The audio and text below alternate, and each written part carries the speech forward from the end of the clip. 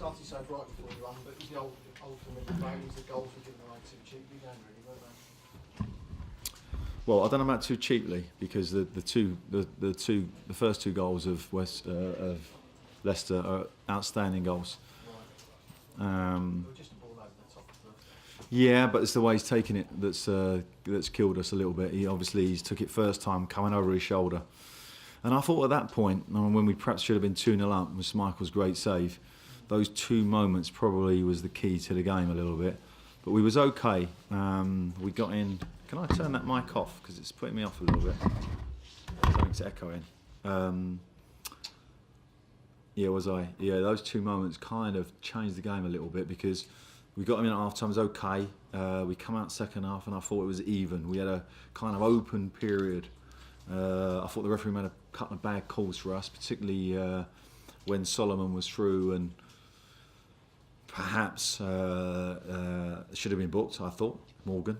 They went straight down the other end. We were a class bit of moment from them. And from that moment on, we lost our belief. There's no doubt about that. And we lost our shape, and we lost our spirit to a degree. And that is something that I've only experienced once before here in the Huddersfield game, where I thought our spirit and our confidence just hit the floor. And that is a worry. And on the run we're on, I still don't think it's an excuse. So I made that clear to the players after. And the third and fourth goals, we were always coming. Do you feel the game got away from Albion after Krakowiak came off the pitch? Well, I think that's a little bit harsh if they're trying to sort of stick that one on me.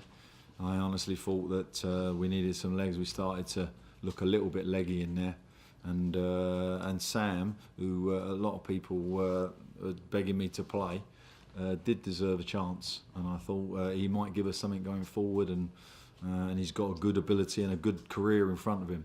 So I have no problem with that substitution. I didn't think that's correct. What do you make of Gregor's reaction to it, Alan? Do you have any problem with the way he reacted? Yeah, I do have a problem with it, because I've supported him and played him and stuck by him when he's not been particularly great, and to come off and not shake my hand, I made it very clear to him on the bench I'm not accepting that. I think it's wrong, and he's a player on loan. He should show respect, and I'm not going to make a big deal about it. I made it clear to him on the bench, and I don't expect to see it again.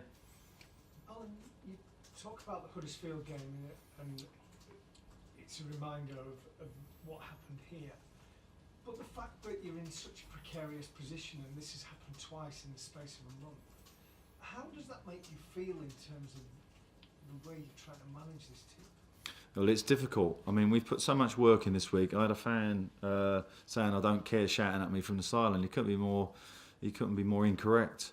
You know, we've worked so hard on the team this week in terms of trying to change things, trying to put things in their mind, trying to inspire the team, and you know, that gets more difficult when you're trying to put that amount of work into a team. So, you know, we're going to have to look at it again. I'm going to have to sleep on this result a little bit myself and come up with how we're going to go forward. And certainly, before you even ask me the question, will I speak to upstairs? Yeah, I will. Of course I will, because it's getting difficult. My pride on the sideline is such that I don't want to stand for that last 15 minutes, 20 minutes and watch that.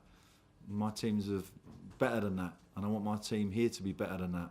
So, you know, I'm going to make sure, and I said to the players after that is unacceptable, that last period of the game. I mean, it's just how the players actually listening to what you're telling them, what you're trying to get out. Well, I think if you look back on the record of this team from the start of the season, it's been struggling, and we continue to struggle, and you know, there is some areas of the team where, you know, we're not particularly brilliant.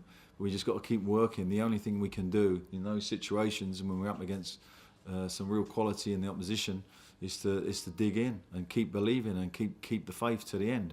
And that was the problem today in that last period of the game. We didn't do that, so we didn't give ourselves a chance of scraping something out of it. Even if we got a lucky second goal, and it was right at the end of the game, the third and fourth goals killed us off. Sorry, Alan, you're saying that you're going to have a word with the decision makers to see whether or not they want you to continue in the job, given the fact that you're hurting at the moment and your pride.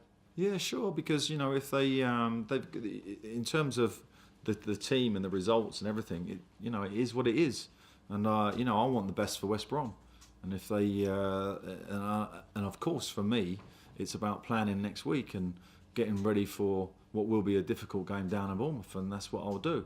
But I'll still talk to them and get a feeling of what they think, because they might think a change is a better thing for the club. I don't know.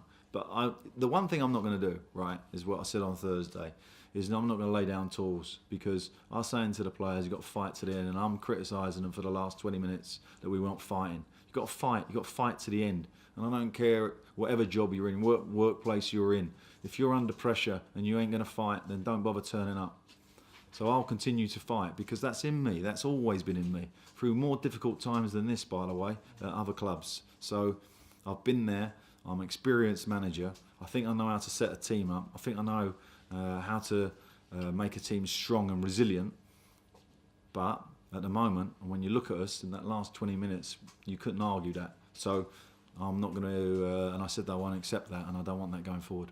And that's really all I want to say. And I think I've covered most things there. When do you envisage having that chat?